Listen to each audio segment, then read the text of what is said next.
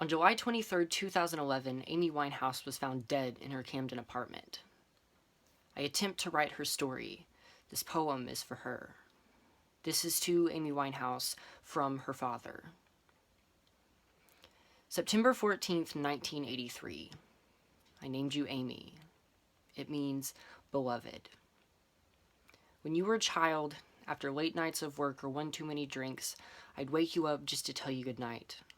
Sometimes, if you begged hard enough, I'd tell you ghost stories instead of lullabies. As a little girl, we held our kitchen a sacred space, you and I, and this ritual of ballroom. I'd take your small, frail hands. You'd wobble and balance your feet on mine while I swayed like a willow, around and around. With your head leaned back, eyes closed, you loved the feeling of disorientation it gave you. My child, is this where it started? Did I teach you this corkscrew downward? When we would drive in your brother's convertible, you'd stand up in the back seat at stoplights and sing for passengers and passersby. Sit down, Amy, we'd say as we sang along to this witness of bold chaos. You always were a loud charmer. Be quiet, Amy, was one of the most heard phrases in our house. Darling, did I silence the voice I created? On the Father's Day of the year I left home, you signed my card, your favorite walking car crash of a daughter. This is the same year you learned I was in love with Jane, but married to Janice.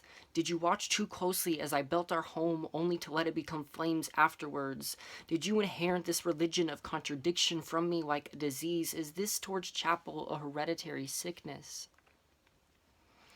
The newspapers tell me that when a restaurant employee asks you not to smoke inside, you stubbed out the cigarette on your cheek.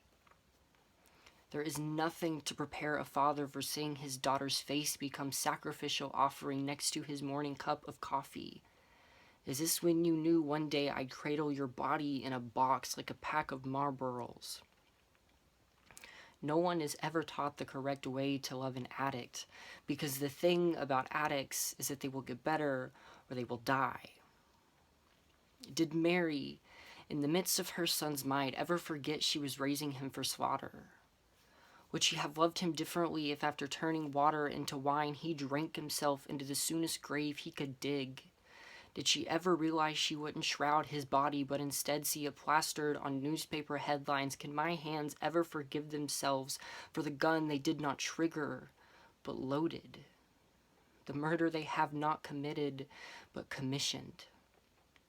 On July 23rd, 2011, 27 years, 10 months, and 9 days later, how did my ampersand little girl become a portrait of the subtle art of heartbreak?